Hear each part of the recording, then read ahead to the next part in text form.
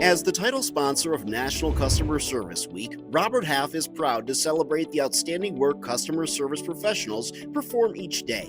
Robert Half is the first and largest specialized talent solutions firm. We help customer service professionals find great roles and connect companies with highly skilled talent to meet their business needs. We know how important customer service professionals are in driving businesses forward. To help support career growth, we'd like to share insights about in-demand skills top companies are looking for in customer service professionals. Companies needed the right people and tools in place to succeed during the pandemic. And customer-facing employees really stepped into the spotlight. And we're seeing the momentum continue today. As they look to further improve the client experience and boost productivity, companies are increasing their investment in cutting-edge CRM and customer service solutions. And it's not just technology. Companies also are investing more in employee training and professional development programs for customer service managers and individual contributors. Some of the most in-demand skills our clients are requesting are bilingualism, business savvy, call center certifications and customer loyalty experience, interpersonal skills like empathy, adaptability, resourcefulness, and strategic thinking, and being adept with technology like Microsoft 365 and Google Sheets, plus software specific to customer service, including ticketing systems, help desk, data entry, analytics software, live chat, and CRM. Customer service professionals have never been more essential for success. As we celebrate Customer Service Week, we recognize and thank you and your teams for your critical contributions all year round. For more insights, visit roberthalf.com.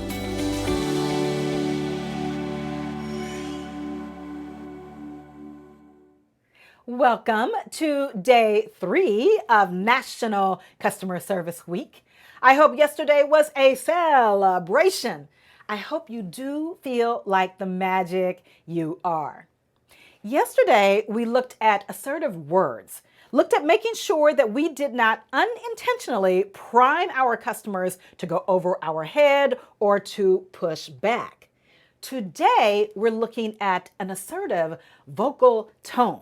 I want you to combine your assertive words with an assertive tone.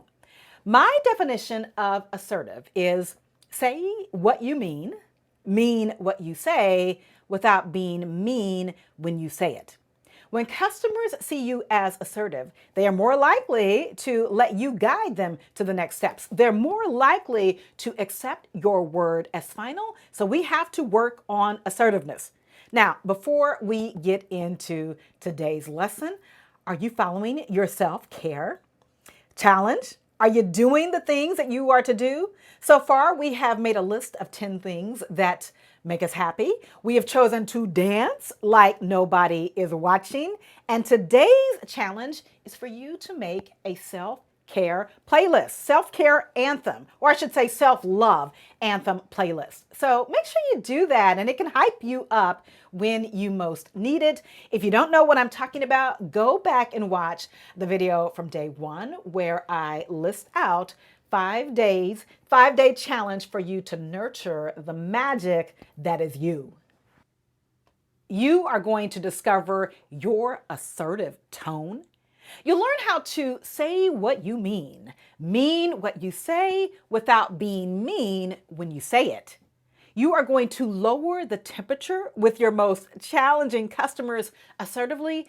And a bonus is what you learn today, you will be able to apply to all of your relationships. I'm talking family, friends, partners, coworkers. When you are a consumer, you are going to be more assertive. You will be more confident. When you communicate with your customers, you have 3 vocal tone options. You can be passive, you can be aggressive, or you can be assertive. To help you understand the difference between the 3 approaches, I want you to imagine that you are standing near a street with a toddler, and you don't want the toddler to go into the street. Let's look at how we can keep the toddler out of the street with each of the 3 vocal tones. You could be passive. Jimmy, honey, I was hoping you wouldn't go into the street. You can be aggressive. Jimmy, here now. Or you could be assertive. Jimmy, stay where I can see you. Do not enter the street. The passive approach probably won't keep Jimmy out of the street, particularly if he is high energy or if he sees something he wants in the street, a ball or his friends on the other side of the street. The aggressive approach? Well, that probably would keep Jimmy out of the street, but it's too much. It is way too harsh. Now, the assertive approach, that's exactly what we need.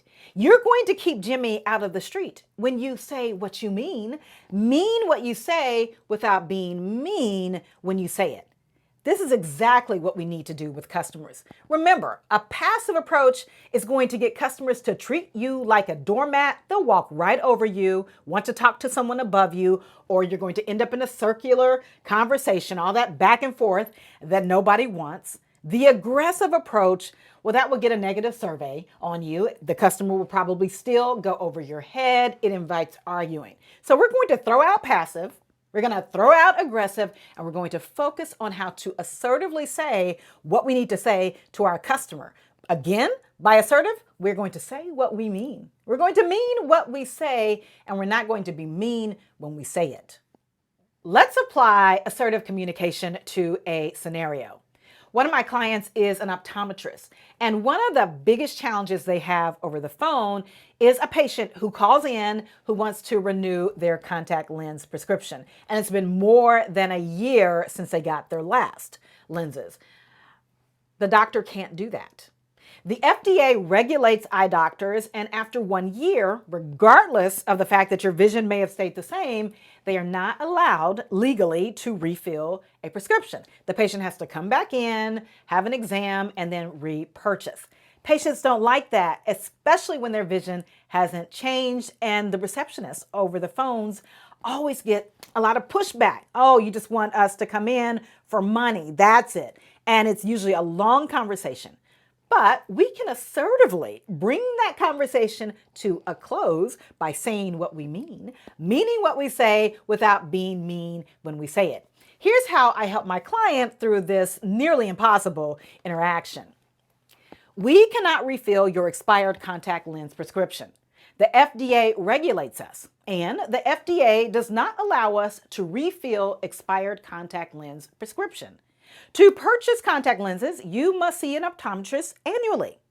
Can I schedule an appointment for you now, or do you prefer to call us back? Now let's take a closer look and see what makes this response assertive. We cannot refill your expired contact lens prescription. This is direct. It is clear. No fluff, no apology, but assertive communication. I said what I meant what I said, wasn't mean when I said it. The FDA regulates us. Whenever there is a governing body or a policy, a regulation, that is a reason why you cannot give your customer what you want, it is helpful for you to say it. In this case, the reason is the government. The FDA regulates us, and they do not allow it. So if there is a policy, a rule, I want you to state that part of your assertiveness. It shows that you're in the know, you're coming with your receipts, so to speak. Must see an optometrist annually.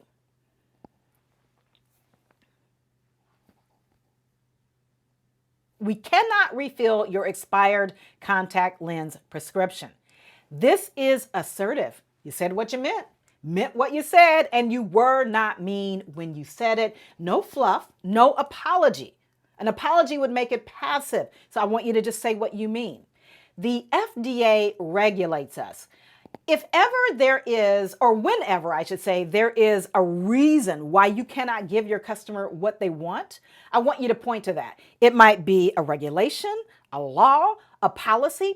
In this case, it is the FDA doesn't allow it. It's not up to us. When you can give the reason that helps build your case, it speaks to the rational left brain of your customer. So we're saying here, I told my client, let's bring that up. The FDA regulates us and the FDA does not allow it, period. This is you bringing receipts. You're going to get less pushback when you give a reason for why you cannot give the customer what they want. And then another reason this statement is so assertive and it works, must see an optometrist annually. So we are clear. Doesn't matter if your vision has not changed one iota. Because the FDA regulates us and they say this is what we're going to do, you have to come in once a year. I want you to speak this assertively. Now, again, we're not aggressive. We're not mean when we say it. We're certainly not passive. This is the perfect example of how to assert yourself, and you're far more likely to get your customer in these situations to accept your word as final. I want you to commit right now to being intentional about saying what you mean, meaning what you say, without being mean when you say it. And not just with customers. I want you to do this in all of your communication. When you focus on saying what you mean, meaning what you say, without being mean when you say it, you feel more confident. You are more confident. People see you as more confident. Before I let you go, I have 2 action items for you. First, I want you to write down the 3 words start, stop, and continue. And I want you to write down one thing that you will commit to start doing as a result of something that you've learned today. One thing that you commit to do. And then I want you to write down one thing that you will stop doing because it's not serving you well. You're going to stop being a doormat, stop being passive, or stop being aggressive if that is your position. Finally, what is one thing you will continue to do? One thing that you will continue to do. When you stop this video today, before you go back to work, if you have time, write out your start, stop, and continue. And I want you, remember, we're still protecting the magic. We're nurturing the magic. In our self-care challenge, today is all about creating a self-love anthem playlist. Take the time to create your playlist. Let it hype you up before you go to work, in your commute, before you work out, whenever you need a little hype. So create that. If you don't know, again, what I'm talking about there, make sure you go back and watch day 1 so you can get each of the 5 guidance tips for our self-care challenge. I'll see you right back here tomorrow where I will give you my 3-step framework for politely controlling calls with talkative customers. Be magical.